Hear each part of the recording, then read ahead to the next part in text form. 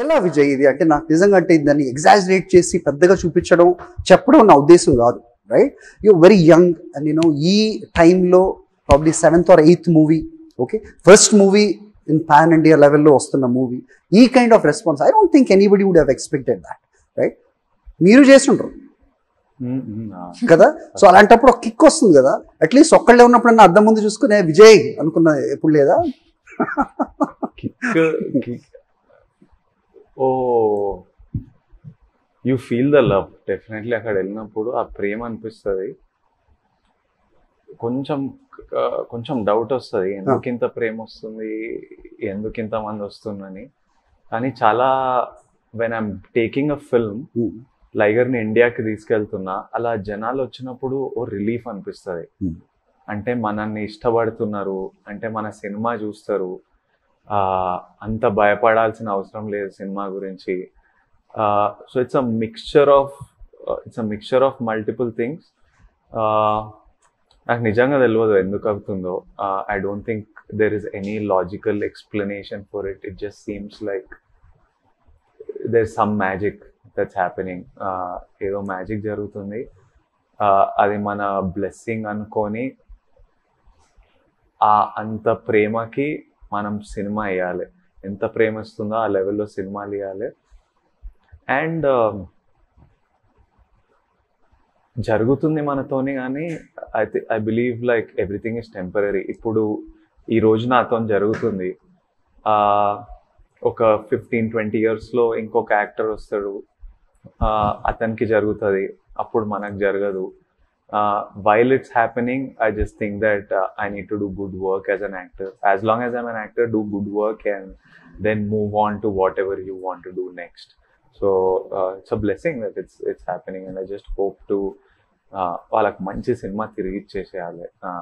గుర్తుండిపోయే అంటే ప్రతి జనరేషన్కి ఇప్పటిదాకా మా అమ్మ నాన్న వాళ్ళు వాళ్ళ జనరేషన్ సినిమాల గురించి మాట్లాడుతుంటారు. ఏవో ఈ సినిమా మేము చూసినప్పుడు, శోభన్ బాబు గారి సినిమా చూసినప్పుడు, కృష్ణ గారి సినిమా, వాళ్ళు దాని గురించి మాట్లాడుతుంటారు. నేను ఇప్పటిదాకా ఇంటర్వ్యూలలో పోకిరి గురించి మాట్లాడుతుంటా, ఖుషి గురించి మాట్లాడుతుంటాం.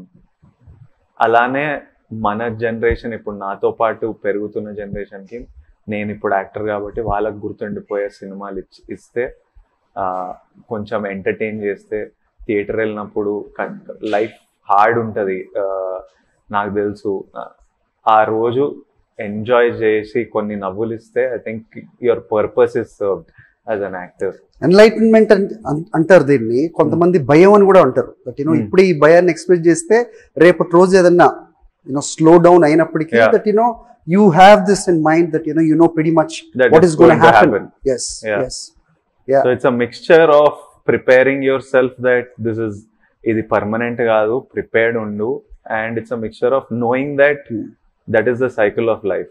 Ante what gives you high, Vijay? What gives me high? And when it comes to the acting,